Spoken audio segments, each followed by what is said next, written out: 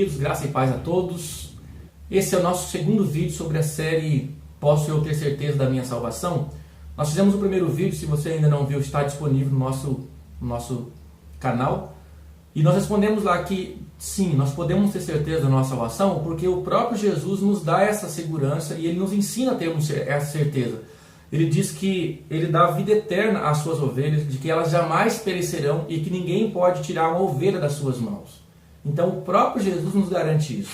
Mas há outras razões para termos certeza da nossa salvação também. E eu quero mostrar agora para vocês em outras partes das Escrituras. E hoje eu quero meditar com vocês em Romanos capítulo 8. Se você está com a Bíblia aberta, pegue a sua Bíblia aí. Se você não está, procure depois ou agora ou depois abrir sua Bíblia em Romanos capítulo 8. E vamos ver algumas partes, desde o primeiro versículo até o último, em que Paulo nos trata desse assunto também.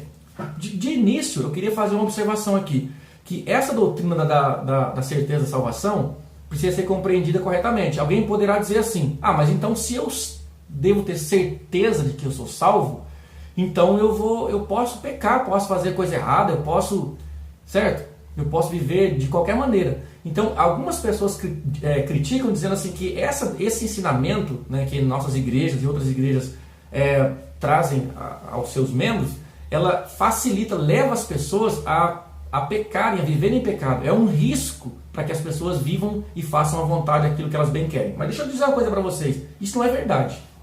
Isso não é verdade. Primeiro que nós não podemos ensinar uma coisa errada para a pessoa ficar na igreja por medo. Você não pode querer prender alguém na igreja por medo. Se você não vir na quarta-feira, você vai para o inferno.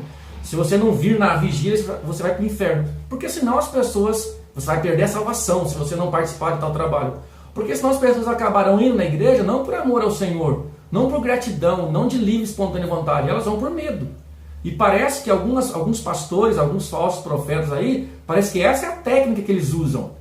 De prender as pessoas dizendo que se elas saírem daquele ministério, saírem daquela igreja, ela perde a salvação. Se elas deixarem de ir no tal trabalho, elas perdem a salvação. Deus vai matar, enfim. Aí as pessoas vão não pela motivação correta, que é o servir a Deus, mas vão por medo. Isso está errado.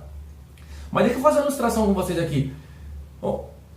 A certeza que você tem de que a sua mulher te ama e de que o seu marido te ama, né? Isso é um incentivo para que você vá trair, vá pecar e vá arrumar um outro relacionamento? É claro que não. A gente deve fazer com que as esposas nossas tenham certeza do nosso amor. Mas uma esposa que tenha certeza de que, se minha esposa tem certeza de que eu a amo, ela deve querer me agradar, querer me tratar com mais carinho, com mais amor. E do mesmo jeito, eu tenho certeza que a minha esposa me ama e por isso eu vou cuidar dela, vou ser fiel a ela e assim por diante. A certeza não nos leva à libertinagem no casamento, nem na vida de pais e filhos. Um filho que tem certeza que seus pais os amam, ele deve ser levado à obediência, ao amor, à submissão aos seus pais e não a viver desobedecendo. Então, termos certeza de algo não é uma razão para nós vivermos e abusarmos, como Paulo fala da graça. E Paulo fala isso em Romanos 6, né? Sabendo que nós somos salvos, justificados e que estamos salvos, nós não vamos querer viver em pecado, pelo contrário. Nós sabendo daquilo que Jesus Cristo fez, do seu sacrifício doloroso na cruz por nós vamos querer viver para servir e amá-lo. Então não tem problema. Se a pessoa entender a doutrina da graça, se entender a certeza da salvação como uma desculpa, como uma licença para viver em pecado, a pessoa entendeu errado. Se você entendeu assim, você entendeu errado. Não entendeu nada do que nós estamos ensinando. Bem, mas em Romanos capítulo 8, desde o início, Paulo começa o seu capítulo dizendo assim: agora, pois, já nenhuma condenação há para os que estão em Cristo Jesus.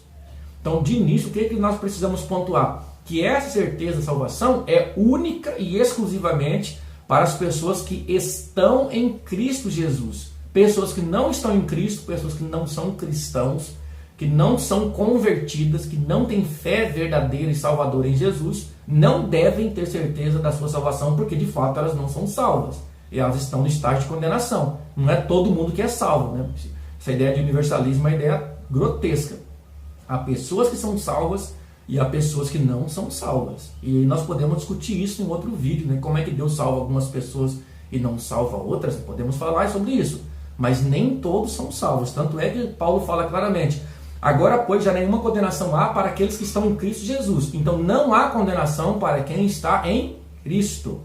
E Paulo diz claramente, ele diz, agora, já no instante que ele está escrevendo essa carta aos Romanos, no primeiro século, agora vocês não têm mais condenação, vocês que estão em Cristo Jesus. E durante o capítulo todo, ele vai falar isso de formas diferentes, né? Por exemplo, assim, ele fala a partir do versículo 29 de Romanos 8, ele diz assim: porquanto aos que de antemão conheceu, também os predestinou para serem conformes à imagem de seu Filho, a fim de que ele seja o primogênito entre muitos irmãos. E aos que predestinou, a estes também chamou. E aos que chamou, a estes também justificou. E aos que justificou, a estes também glorificou. Então veja, depois você pode ver de forma mais detalhada. Paulo está dizendo que nós somos de antemão. Na versão de Efésios 1:4, ele diz que nós somos eleitos antes da fundação do mundo, separados por Deus já na eternidade, para sermos santos. E aqui, no versículo 29, ele diz que para sermos conformes à imagem de Jesus Cristo. E a essas pessoas que Deus amou na eternidade, Paulo diz que Deus também chamou. Chamou aqui significa, no tempo, alguém pregou para essa pessoa. É o chamado ao evangelho, chamado à conversão. A pessoa ouviu o evangelho. E essa pessoa que ouviu o evangelho, Paulo diz que Deus justificou a essa pessoa, com base na obra de Cristo.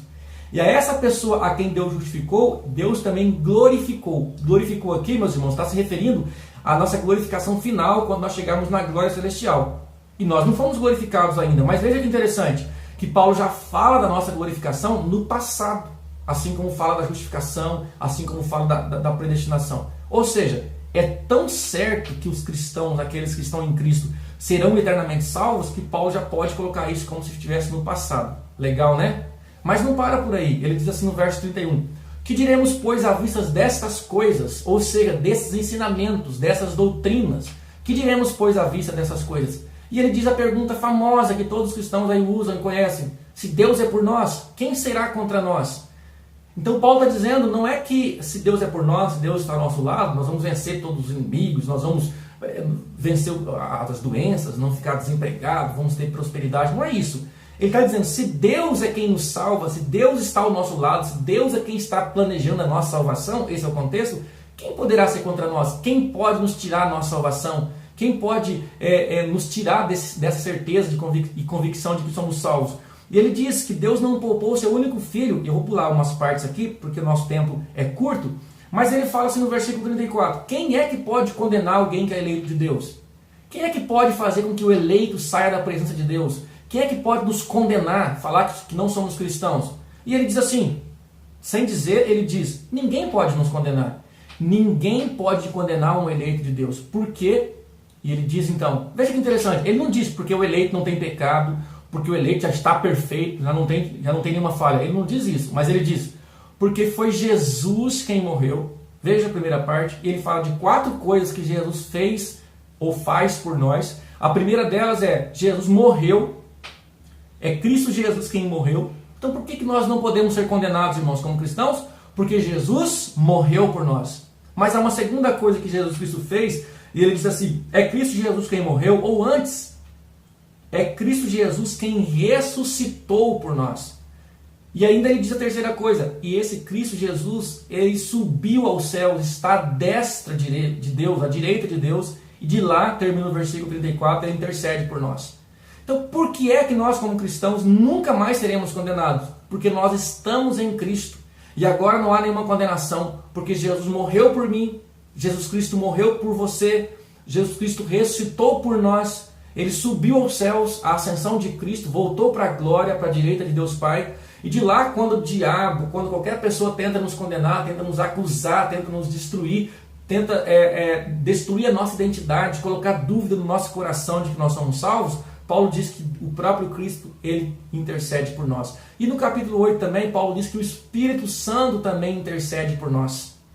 De forma, meus irmãos, que é por causa disso que nós devemos ter certeza de que nós somos mais que vencedores, como aparece um pouco para baixo no versículo 37. Ele diz, em todas essas coisas somos mais que vencedores. E sabendo que nós estamos garantidos, que nós estamos firmados em Cristo, de que nenhuma condenação há, Paulo termina o capítulo 8 dizendo assim, porque eu estou, e veja que expressão bonita, porque eu estou bem certo, verso 38, de que nem a morte, nem a vida, nem os anjos, nem os principados, nem as coisas do presente, nem do porvir, nem os poderes, nem a altura, nem a profundidade, nem qualquer outra criatura poderá separar-nos do amor de Deus que está em Cristo Jesus. Ninguém, meus irmãos, pode nos separar de Cristo. Uma vez ligados a Cristo, uma vez unidos a Cristo, nós nunca mais podemos separar de Cristo. E nada poderá nos separar de Cristo. Você, como filho do seu pai e da sua mãe, diga uma coisa para mim. Alguma coisa que a gente pode fazer que nos faça perder o estado de filiação paternal? Não. Mesmo que sejamos péssimos filhos, ainda isso nos garante que nós somos filhos dos nossos pais. Com Deus também, meus irmãos. Cristo fez tudo aquilo que nós precisávamos para ser salvos. E ainda que nós falhemos, e ainda que nós tenhamos nossas quedas, ainda assim Deus diz que Ele nos ama e que Ele é o nosso Pai. E que Jesus Cristo morreu, ressuscitou, está à destra de Deus e intercede por nós. Isso nos deve levar a viver em santidade, a querer servir a esse Deus e amá-lo cada vez mais, e nos afastar do pecado. Deus abençoe, gente. Abraços.